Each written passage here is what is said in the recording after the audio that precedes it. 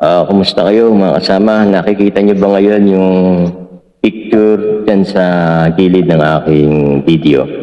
Nakikita niyo dyan, meron pong isang babae na patutot, na tawag sa Biblia yan, na patutot, na nakaupo po siya sa may isang hayop na may 7 ulo at 10 sungay.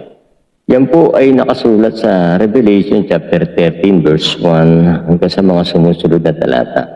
At sa chapter 17, doon naman po ipinaliwanag yung kahulugan kung ano ba yung babae na yan at saka kung ano yung hayop. So pagbasta nyo mabuti, at yan po yung nakita ni Apostol Juan na umahon sa dagat na Antikristo na darating sa panahon natin ngayon. Ngayon una, bago natin umpisahan ang ating talakayan, gusto ko munang bigyan ng kahulugan sa inyo sa pamamagitan ng sulat din ni Propeta Daniel. Ano ba yung kahulugan ng hayop ayon mismo dun sa anghel na isinugo ng Diyos kay Daniel para magpaliwanag? Ito po. Sa aklat po ni Propeta Daniel chapter 7 verse 17. Ito po ay yung kahulugan ng mga hayop. Kasi 4 na hayop yun, di ba? So, ito yung kahulugan niya. Sabi rito, ang mga dakilang hayop na ito na 4 ay 4 na hari na magbabangon sa lupa. Ito pala'y mga hari na magbabangon sa lupa, yung mga hayop na yon. At dito naman sa verse 23, itaas lang natin ang basa sa chapter 7 verse 23 ng Daniel. Sabi rito, ganito ang sabi niya, ang ika-4 na hayop ay magiging ika-4 na kaharian sa ibabaw ng lupa na magiging kaiba sa lahat ng kaharian at sasakmalin ang buong lupa at yuyurakan at pagluluray-lurayin. Kaya ako sinimulan sa ganitong explanation para pag sinabi nating hayop, alam na natin yung kahulugan. Ito pala yung kaharian. Kingdom, empire. Yan. Kaya merong Babylon Empire, Persian Empire. Yan yung mga hayop na umahon sa lupa. Roman Empire at ang huling empire ay yung ika-4 na hayop na merong 7 ulo at 10 sungay. So, clear tayo dyan mga kaibigan Okay. Umpisa na natin. Mangyari kasi mga kaibigan, yung klaseng hayop na yan na merong 7 ulo at 10 sungay at nakasakay yung babae na sa ibabaw niya, itsurang leopardo. Panahon pa lang ni Propeta Daniel, ipinakita na sa kanya yan. Tapos inulit kay Apostol Juan sa aklat ng Revelation. Ibig sabihin, ipiniliwanag to ng 2 lingkod ng Panginoon. Una kay Propeta Daniel at saka pangalawa, ipinakita muli kay Apostol Juan.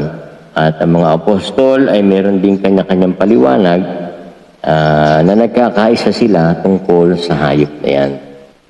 Dinetali nila at ibinigay yung mga pagkakakilanlan kung ano bang klase at kung ano ba yung karakteristik ng Antikristo na yan para makilala natin sa huling panahon na yun na nga yung Antikristo. Ngayon, basahin muna natin ang aklat ni Daniel tungkol dyan sa hayop na umahon sa dagat na pinakita ko sa inyo. Ito, sa Daniel chapter 7 verse 7, dito unang ipinakita ng Diyos ang kanyang pangitain kay Propeta Daniel. Sabi rito, pagkatapos nito may nakita ako na pangitain sa gabi at narito ang ika-4 na hayop. Tandaan nyo, ika-4 kasi dito kay Propeta Daniel, merong unang hayop, pangalawang hayop, pangatlong hayop, at may ika-4 na hayop.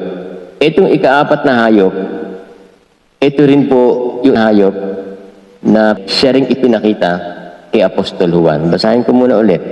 Pagkatapos nito'y nakita ko sa pangitain sa gabi at narito ang ika-4 na hayop.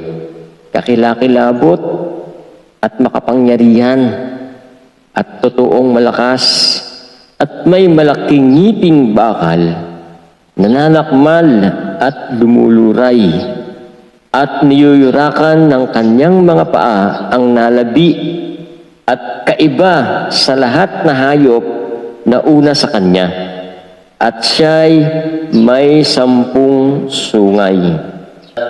Pagkatapos kong basahin ito, mga kaibigan, basahin naman natin yung Revelation para may pagkumpara natin. Chapter 13, verse 1. At sabi rito, at siya'y tumayo sa buhanginan ng dagat, at nakita ko ang isang hayop na umaahon sa dagat, na may 10 sungay at 7 ulo. At sa kanilang mga sungay ay may 10 diadema o korona.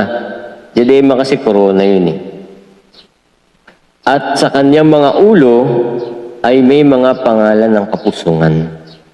At ang hayop na aking nakita ay katulad ng isang leopardo, at ang kanyang mga paa ay gaya ng sa oso, at ang kanyang mga bibig ay gaya ng bibig ng leon, at ibinigay sa kanya ng dragon ang kanyang kapangyarihan at ang kanyang luklukan at dakilang kapamahalaan.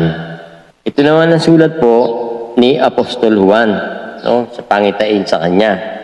Ganun din, mayroong 7 ulo, 10 sungay, at sa 10 sungay na yon, meron pong diadema o yung korona. Mamaya ipapaliwanag ko yan. Tapos yung patutot naman, binanggit yan dito sa chapter 17. Revelation chapter 17 verse 3. Binanggit naman dito yung tungkol dun sa babae, sa patutot na nakaupo dun sa hayop. Ito, pakinggan nyo.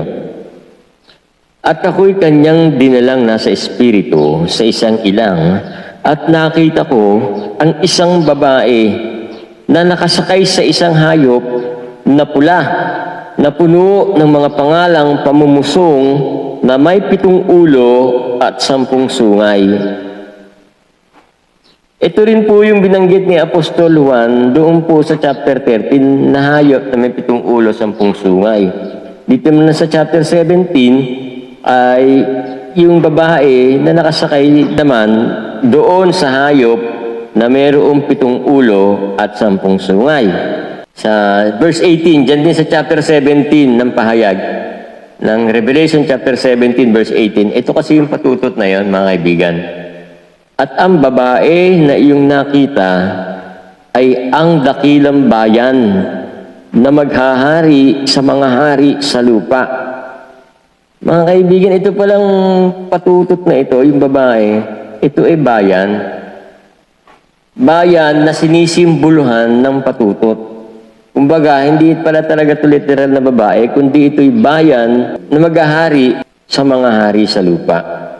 Okay, set aside muna natin yan, kumbaga sa ating pagluluto. Balikan natin ngayon yung aklat ni Daniel. Kasi dito sa ika-4 na hayop na binabanggit ni Daniel at saka ni Apostol Juan, dito maraming nagkakamali. Sinasabi agad nila na ito ay yung Roman Empire, no? Catholicism. Kasi yun ang nag-produce ng Roman Empire. Hindi po. Hindi po yun yung Roman Catholic. Hindi po yun yung Roman Empire, yung ika-4 na hayop na yun. Sa bandang huli ng video ito, malalaman nyo kung ano ba yung ika-4 na hayop na yun. Pero, talakayin muna natin yung unang hayop na ipinakita kay Daniel, ikalawang hayop at ikatlong hayop bago yung ika-4 na hayop. Kasi kahit yung Roman Empire ay hindi yan yung ika-4 na hayop, ipapakita ko sa inyo ngayon na yung ikatlong hayop, yun ang Roman Empire. Isa yon sa hayop na binabanggit sa Biblia. Kaya, pakinggan nyo to, mga Catholic, Roman Catholic, no? Iglesia Katolika Apostolika Romana, mga miyembro dyan, pakinggan nyo maiigi to kasi hindi man kayo yung ika-4 na hayop, yung relihiyon ninyo, pero kayo yung ikatlo. Ipapaliwanag ko kung bakit kayo yung naging ikatlong hayop. Una, basahin natin na yung aklat ni Daniel, chapter 7, verse 1. Umpisahan natin. Nang unang taon ni Belshazzar na hari sa Babylonia, ay nagtaglay si Daniel ng isang panaginip at mga pangitain ng kanyang ulo sa kanyang higaan. Nang magkagayoy, kanyang isinulat ang panaginip at isinaysay ang kabuuan ng mga bagay. Verse 2. Si Daniel ay nagsalita at nagsabi, "May nakita ako sa aking pangitain sa kinagabihan, at narito, ang apat na hangin ng langit ay nagsisihip sa malaking dagat. At apat na malaking hayop na magkakaiba ay nagsiahon mula sa dagat." Ulitin ko verse 3. At apat na malalaking hayop na magkakaiba, ibig sabihin, hindi to isang empire lang o isang kaharian, ay nagsiahon mula sa dagat. Verse 4. Ang una ay gaya ng leon, at may mga pakpak ng agila. Aking minasdan hanggang sa ang mga pakpak niya ay nahugot. At ito'y nataas mula sa lupa at pinatayo sa dalawang paa na gaya ng isang tao, at puso ng tao ang nabigay sa kanya. Yun yung unang hayop. Ito po kasi unang hayop na ito, mga kaibigan. Ito na po yung Babylon Empire ng panahon ni Daniel. No, pinaliwanag na ito ni Daniel dito. Hindi natin masyadong elaborate, mga kaibigan, kasi masyadong haba yung video natin. So, unang hayop yun yung Babylon Empire ng panahon niya. Verse 5. At narito ang ibang hayop, ito yung pangalawa, na ikalawa, na gaya ng isang oso at lumitaw sa isang tagiliran. At 3 tadyang ang nasa kanyang bibig sa pagitan ng kanyang mga ngipin, at sinabi ng mga ito ang ganito sa kanya, "Bumangon ka, malakmal ka ng maraming laman." Ito yung ikalawang hayop.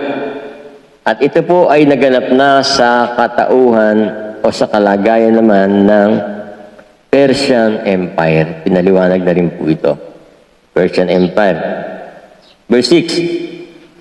Pagkatapos nito'y tumingin ako at narito ang iba pang hayop. Ito na yung pangatlo Gaya ng isang leopardo na mayroon sa likod niyaon na 4 na pakpak ng ibon.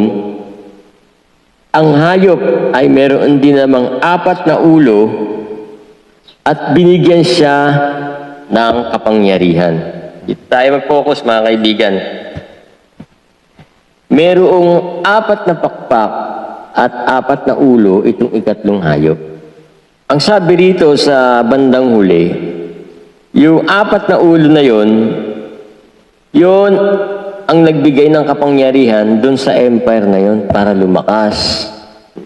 Pag sinabing ulo, mga kaibigan, ito po ay nagre-represent doon sa pinuno, sa emperor, sa hari, basta namumuno sa isang bansa.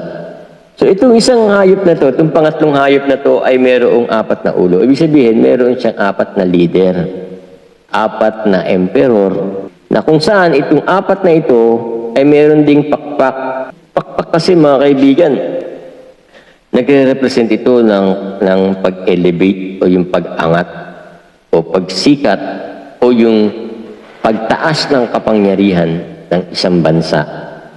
Sa pamamagitan ng 4 na leader na yon, nabuo ang isang malakas na empire. Itong katunayan yan, mga kaibigan, kung bakit ko sinabing iyan ay ang Katoliko. Ito, sa history nila yan, mga kaibigan. O, tingnan nyo, basahin ko sa inyo The 4 emperors, the great 4 emperors. Ito, the year of the 4 emperors. The year of the 4 emperors, AD 69, was the first civil war of the Roman Empire, during which 4 emperors ruled in succession. 4 na emperor sa Roman Empire. Ibig sabihin, ito yung 4 na ulo na tinutukoy sa Biblia, mga kaibigan, sa aklat ni Daniel. 4 na hari, 4 na emperor, 4 na ulo. Sino yun? Si Galba, si Otto, si Vitellius, at saka si Vespasian. it is considered an important interval. Napansin niyo yan, mga kaibigan? Yung paghahari daw ng 4 na ulo na yon ng Roman Empire, o yung 4 na emperor na yon, considered as important interval. Nang alin po? Marking the transition from the Julius Claudian's First Imperial Dynasty to the Flavian Dynasty. Kaya dynasty yung tawag, mga kaibigan, parang Marcos Dynasty. Dati si Marcos, Senior, ngayon Marcos Junior, tapos may Marcos pa sa Senado. Diba? Dynasty yan eh. Sa Davao naman, dynasty ng mga Duterte.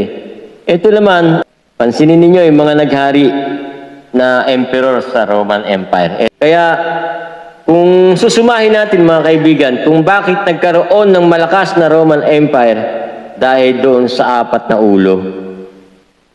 Ano yung 4 na ulo na yon? The 4 emperors in the history of the Roman Empire. Yun yung 4 na ulo na hayop na tinutukoy dito sa aklat ni Daniel. O basahin uli natin, mga kaibigan. Pagkatapos ito'y tumingin ako at narito ang iba, ikatlong hayop to, na gaya na ng isang leopardo na mayroon sa likod niyaon na 4 na pakpak ng ibon. Ang hayop ay mayroon din namang 4 na ulo at binigyan siya ng kapangyarihan. Sabihin yung 4 na ulo na yon, yun ang naging dahilan kaya na mayagpak. Kaya may pakpak yung hayop eh. Ibig sabihin pamamayagpag yun para maging makapangyarihan, manakop sa buong mundo, sa karamihan sa tao sa mundo. Kaya nga, yung 4 na emperor na yon, yun yung tinutukoy na 4 na ulo ng hayop, na ikatlong hayop. Sino ba naman ang empire na dahil sa 4 na emperor ay namayagpag? Roman Empire lang yun eh. Kaya yung hula nito sa chapter 7 verse 6 ng aklat ni Daniel, tumutukoy ito sa Roman Empire. At na-produce naman na Roman Empire na ito ang Roman Catholic sa pamamagitan ni Emperor Constantine. Yan po, mga kaibigan, ang ikatlong hayop. Kaya huwag kayo makampante, mga kapatid ko, mga kababayan kong nasa Katoliko, dahil baka kayo nandyan pa sa ikatlong hayop. Nasa poder pa kayo ng ikatlong hayop, magsilabas kayo sa kanya. Labas tayo dyan, mga kaibigan, mga kababayan, para hindi tayo madamay sa salot na dadalhin ng Diyos dyan sa hayop na yan. Pero meron pang ika-4 na hayop. Yung ikatlong hayop, nandito pa rin eh. Umiiral pa rin ang kanyang kapangyarihan. Meron pa. Pero hindi siya yung ika-4 na hayop. Dahil ito ika-4 na hayop na ito ay mas matindi, mga kaibigan. Ito kasi ang isa sa dahilan kung bakit hindi ako naniniwala na yung ika-4 na hayop ay ang Roman Catholic. Kasi ito yung karaniwang iniaaral ng lahat ng protestanteng relihiyon na yung ika-4 na hayop, yun yung Catholic. Pero hindi po. Ang Catholic Church po, yun po yung ikatlong hayop. Hindi man siya yung ika-4 na hayop, isa pa rin siya sa kalaban ng Diyos. Kaya nga tingnan niyo yung mga aral niyan, laging wala sa Biblia eh. Yung aral ng Roman Catholic, puro labag sa kalooban ng Diyos. Huwag kang gagawa ng anumang bagay na inanyuhan sa langit sa lupa, tapos iyong luluhurang sasambahin. Paglilingkuran sila, wag. Eh sila'y gumawa ng napakaraming Diyos. Gawa sa bato, sa kahoy, sa plastik, tapos inaalayan ng bulaklak, ng sampagita, inaalayan ng panalangin, ipinuprosesyon, dinadasalan. Ay, hindi ba gaya tahasang pagsamba sa Diyos-Diyosan na ayaw ng Panginoon? Kaya kayo na mga kakilala ko at saka mga kapanood nito na nasa Catholic Church pa hanggang ngayon, hindi ko po kayo sinisiraan sa inyong relihiyon. Sinasabi ko lang po sa inyo yung nandito na pinapasabi ng Panginoon. Magsilabas kayo sa Kanya kasi sa kanila natupad yung ikatlong hayop.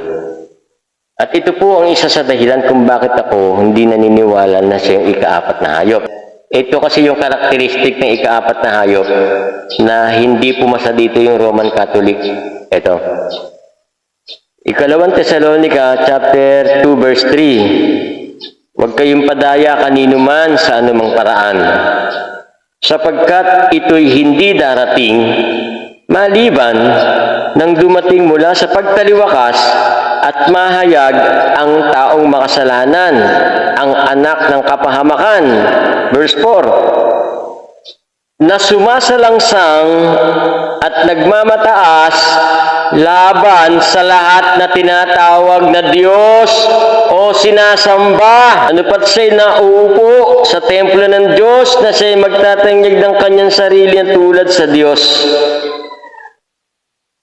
Itong ikaapat na hayop, yung Antichrist na sinasabi dito ni Apostol Pablo, ang sabi rito, isa sa gagawin niya, magmamataas siya laban sa lahat na tinatawag na Diyos at sinasamba.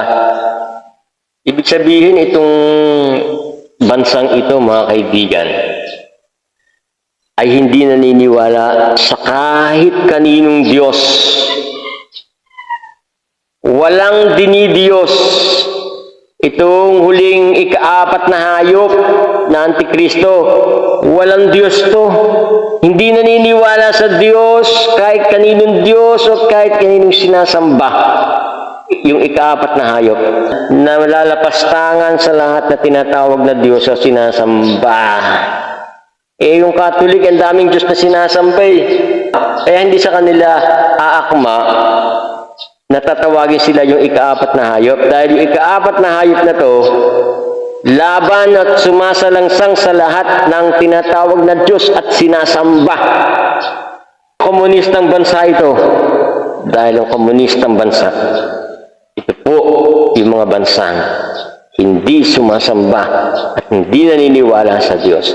Na kahit kaninong Diyos, hindi nila pinaniniwalaan. Yan po ang sa susunod nating video. Abangan ninyo kung sino ba itong ikaapat na hayop na ito. Hanggang dito, nawa po'y pagpalain kayo ng Panginoon at lagi tayo nasa mabuting kalagayan.